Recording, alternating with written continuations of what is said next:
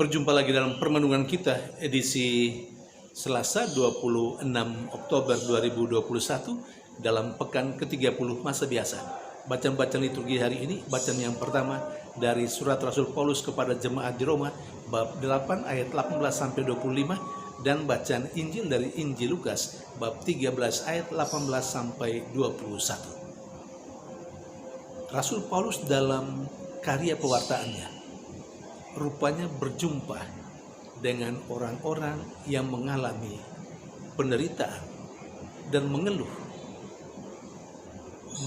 karena penderitaan yang dialami itu.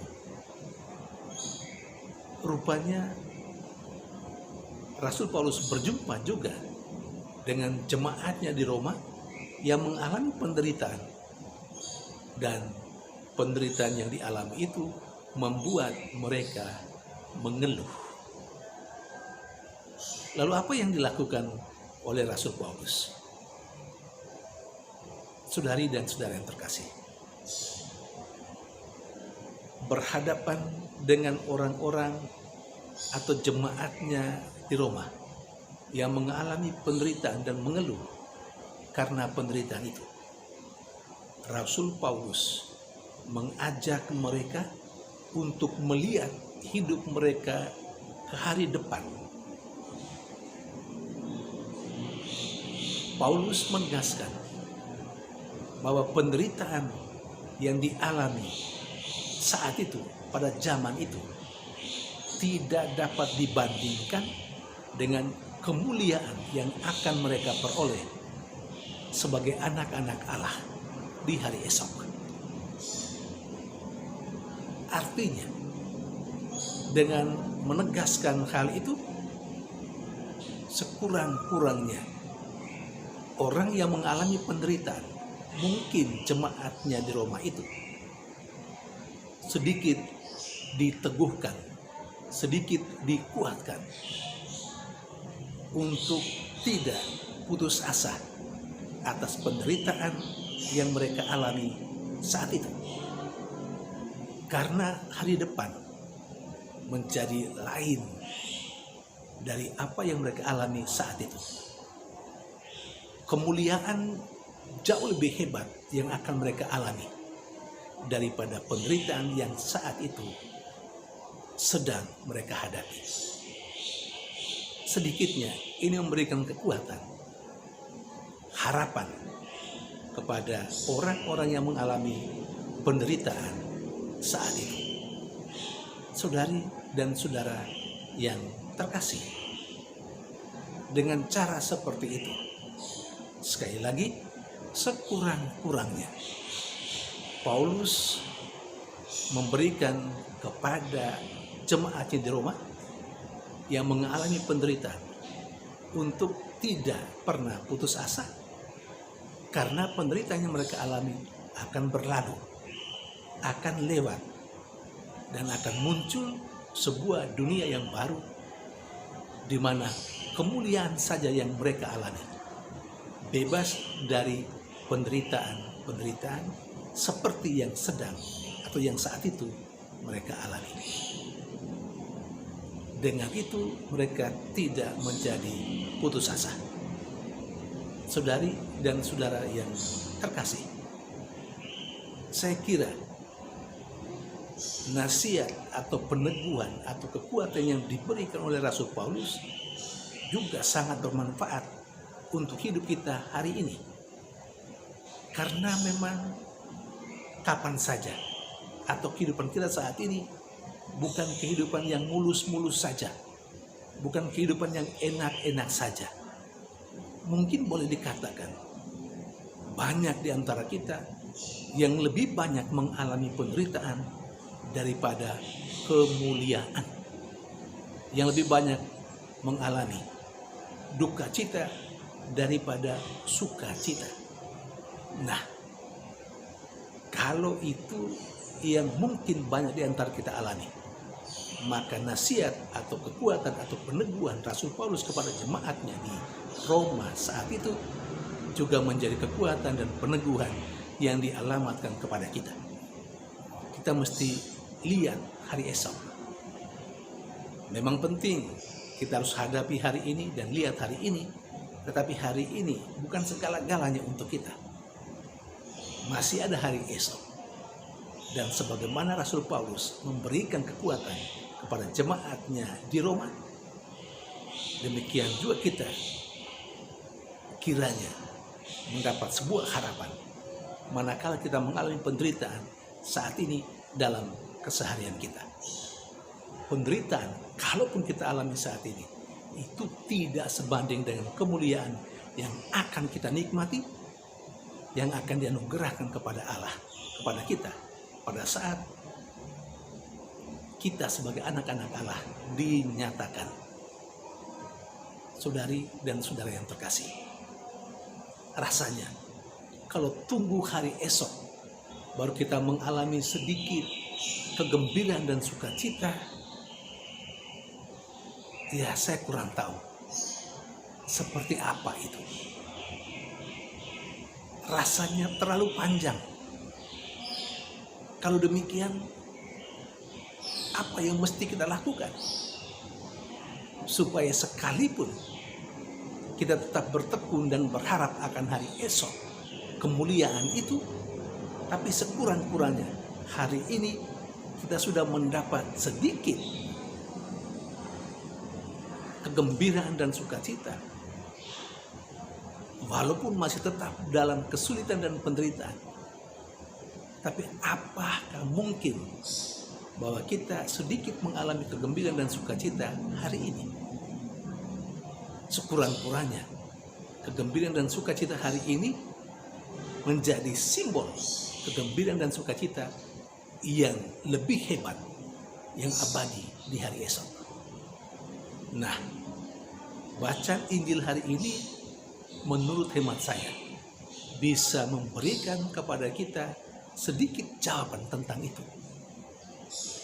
Injil hari ini berbicara mengenai Yesus yang memberikan perumpamaan.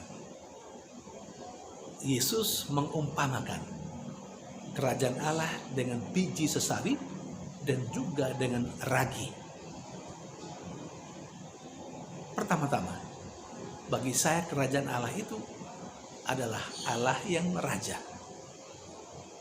Nah, kalau Allah sedang meraja, maka yang ada dan yang dialami oleh manusia adalah kegembiraan dan sukacita, persaudaraan yang sejati, solidaritas di antara manusia. Itu ketika Allah itu sungguh meraja. Jadi kerajaan Allah sesungguhnya Allah yang meraja.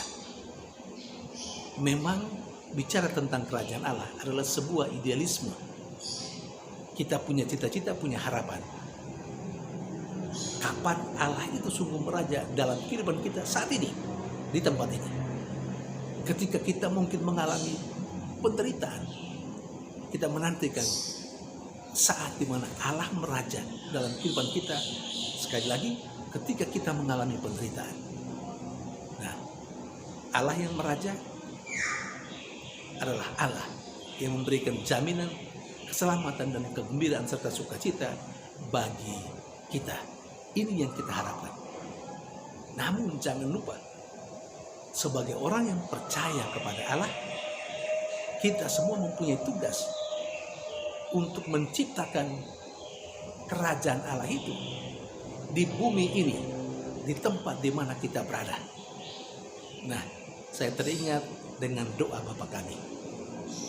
Saya kira doa Bapa kami adalah doa yang paling utama dan menjadi contoh setiap doa. Isinya sangat menarik. Selain yang berkenan pertama-tama, yang berkenan dengan Allah sendiri, dan yang kedua, yang berkenaan atau yang berhubungan dengan kehidupan manusia, harapan manusia, kebutuhan manusia. Nah, pada bagian pertama dari doa Bapa kami, setiap kali kita berdoa, kalau kita berdoa dengan sadar, kita sesungguhnya memohon supaya Allah meraja di bumi ini, atau hal-hal yang indah, yang enak, yang ada di surga juga mulai tercipta dan dialami atau terjadi di bumi, di tempat di mana kita berpijak saat ini. Artinya, manusia, saya dan Anda, kita semua mengharapkan, kalaupun hari esok itu, saat di mana anak-anak Allah dimuliakan, dinyatakan, kalaupun hari itu menjadi goal kehidupan kita, tujuan kehidupan kita, tapi saat ini kita berharap bahwa sedikit atau sebagian kecil apa yang ada di surga itu, situasi kegembiraan dan sukacita yang ada di surga itu, yang baka itu, kiranya terjadi di dunia kita saat ini.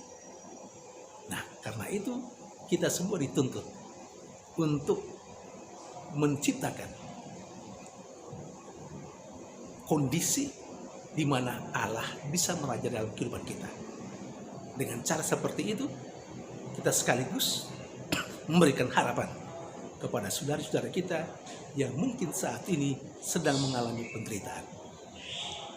Artinya, mari kita tunjukkan bahwa Allah sedang meraja melalui kita dengan memberikan keringanan atau beban penderitaan, memberikan keringanan atas beban penderitaan yang dialami oleh saudara-saudara kita. Walaupun rasa nyaman, rasa bahagia itu cuma sementara ketika kita bisa menolong mereka untuk keluar dari kesulitan dan penderitaan mereka. Saudari dan saudara yang terkasih, tidak gampang memang, tetapi itulah tugas kita, supaya dunia di mana kita berada, kita sungguh sudah bisa mengalami sedikit situasi surga yang menjadi tujuan dan orientasi kehidupan kita. Saudari dan saudara yang terkasih, semoga kedua bacaan liturgi hari ini memberikan inspirasi bagi kita untuk menata kehidupan kita. Kita bisa saja mengalami kesulitan dan penderitaan, tapi kita ingat kesulitan dan penderitaan yang kita hadapi, yang kita alami, tidak seberapa hebatnya kalau dibandingkan dengan kemuliaan yang akan kita alami.